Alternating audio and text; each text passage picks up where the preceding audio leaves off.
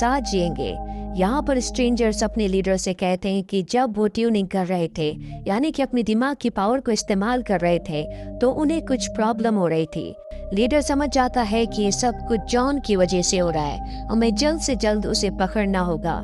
Doctor कहता है कि मेरे पास जॉन की मेमोरी है, अगर हम उसकी मेमोरी को किसी स्ट्रेंजर के अंदर इंजेक्ट कर दे तो हमें पता चल जाएगा कि जॉन इस वक्त कहाँ पर है।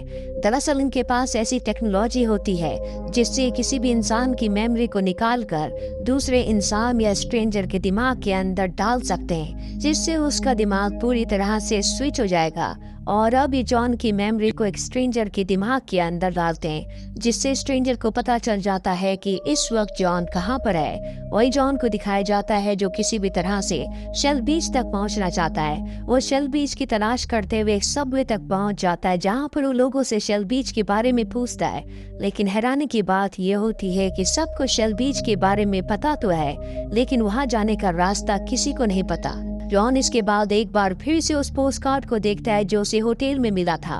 उस पर लिखा होता है के हैरिस एंड को फिशरीज, और अब के हैरिस के घर पहुंच जाता है। वहां जाकर उसे पता चलता है कि हैरिस उसके अंकल हैं। वो अपने अंकल से अपने पास्ट के बारे में पूछता है, लेकिन हैरानी की बात यह होती है कि उसके अंकल के पास उसकी सिर्फ बचपन की यादें हैं, उसकी जवानी की यादें उनके पास नहीं हैं। वो बताते हैं कि तुम्हारा पूरा बचपन शेल बीच के पास ही बीता है, मैंने ही तुम्हारी परवरिश की है, क्योंकि आग लगने की वजह से तुम्हारे माता पिता की मृत्यु हो गई थी। और अब जॉन कहता है कि मैं शेल बीच जाना चाहता हूँ, आप मुझे वहाँ जाने का रास्ता बता दे।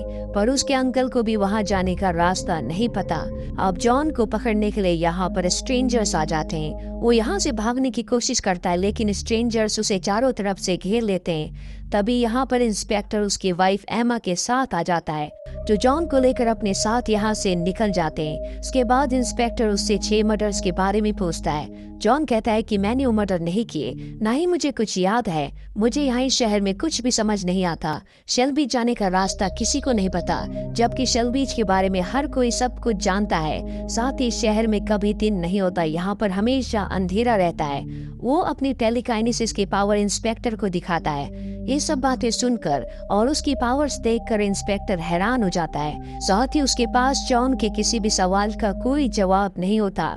कुछ देर के बाद दिखाया जाता है कि स्ट्रेंजर्स अपनी पावर से हर किसी को सुराग कर पुलिस स्टेशन में जॉन को ढूंढने के लिए आते हैं, लेकिन जॉन और इंस्पेक्टर पहले से वहां से निकल चुके होते हैं। वो दोनों के दोनों डॉक्टर के पास जाते हैं और उसे पकड़कर अपने साथ गाड़ी से वो शेल बीच की तरफ निकल पड़ते हैं।